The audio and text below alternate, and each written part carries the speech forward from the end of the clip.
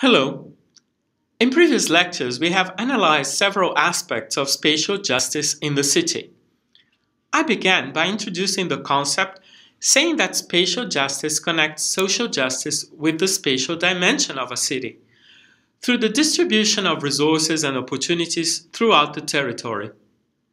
It does so through fair and participatory spatial planning that encourages active citizenship.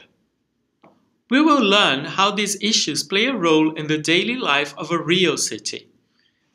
Technology will transport us to Quito, the beautiful capital of Ecuador, where the last United Nations Gathering on Cities, the Habitat 3, took place in 2016. We will hear from Rosa, a public official working as an advisor for housing policies in the municipality of Quito. Rosa is also a PhD candidate at TU Delft in the Housing in a Changing Society research group.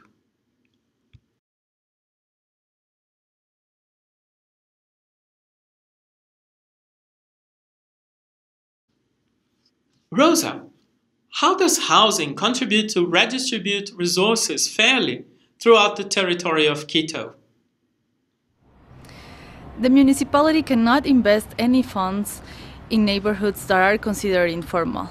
The process of formation of these settlements did not comply with any urbanization norms, such as, for example, the obligation to leave some open space or a space to build some facilities. One of the main objectives of the regularization program for land tenure is to be able to provide these services and this is in these areas, and therefore to promote a more redistributive policy throughout the city and in the territory. By regularizing land tenure, neighborhood organizations also participate and help to find the ways to leave some open space in these informal areas. The housing market in Quito is 51% owner-occupied and 49% is in the rental sector. There is an important rental market in the city, and it is for all income levels. Since Quito is the capital city, the structure of the housing market is telling us that there is a population mobility related to the universities, offices, and public sector and service-related industries and tourism. Also, it is telling us that the population is young and there are affordability problems to become homeowners. One way to create a more fair housing market is to promote and facilitate different forms of tenure and tenure security. I think Quito has an interesting balance, and one thing to work it is on quality of the dwellings, especially to improve the safety for earthquake risks. And what is the current policy of the municipality concerning housing for very poor families?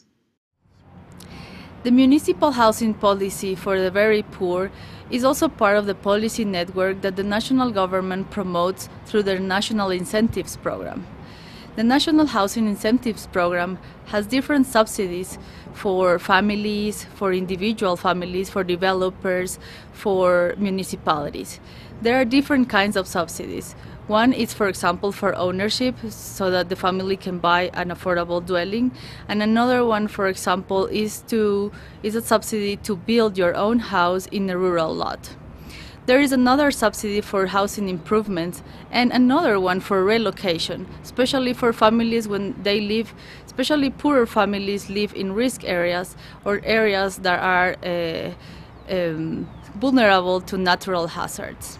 To make these subsidies work, especially the ones for new dwellings and relocation, both municipality and housing ministry need to cooperate.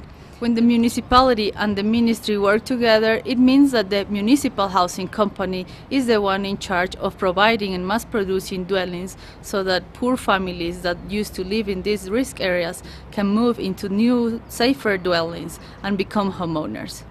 To be able to do this, the municipality has created an affordable land bank. We make ordinances, and now we have about 20 hectares of land to be able to build affordable housing. These areas are located not really central in the city, somehow in the peripheries, but at least they still have access to employment and public transportation. Is there public participation in the process? In the planning of Quito? Yes and no. There is a formal way to participate in decision-making in neighborhood-scale projects, which is a process that is regulated by the Participation Ordinance. The metropolitan city is, for example, divided into 8 administrative zones, and each zone has a budget for public projects. 60% of the budget can be decided by public participation or participatory budgeting. For big city level, I have to say that there is less participation in decision-making and design processes. However, the people of Quito liked to protest and to express themselves in different ways. And since Quito is the capital city, the main plaza, the plaza that we can see over there, is the main public space for public demonstrations. Sometimes demonstrations are not just about Quito. For example, this last month we have seen people of the Amazonian provinces protesting against mining contracts and the destruction and land grabbing of indigenous territories. How do planning processes take the rights of citizens into account? Planning in Ecuador is done and financed under constitutional rules. Our constitution recognizes the rights for good living, which include, of course, the human rights and even an additional one, the right to nature. Our constitution is one of the few ones in Latin America that includes special planning as an obligation of all different levels of government, from the national to municipalities, from metropolitan districts to the smallest units of governments and parishes. All planning processes are done under the constitutional rights framework established in the Constitution. Municipality and other levels of government do not receive any funds if they don't present the special planning and the territory plan showing the forethought for government. And it has to be articulated to the national plan. What are specific problems women encounter in the city? Does the municipality have policies for them? Besides the inclusive policies that the city has, one council member, Daniela Chacon, is very active regarding women's rights and our problems in the city. From the beginning of the administration, she promoted a program so that women can immediately denounce sexual harassment in public transportation.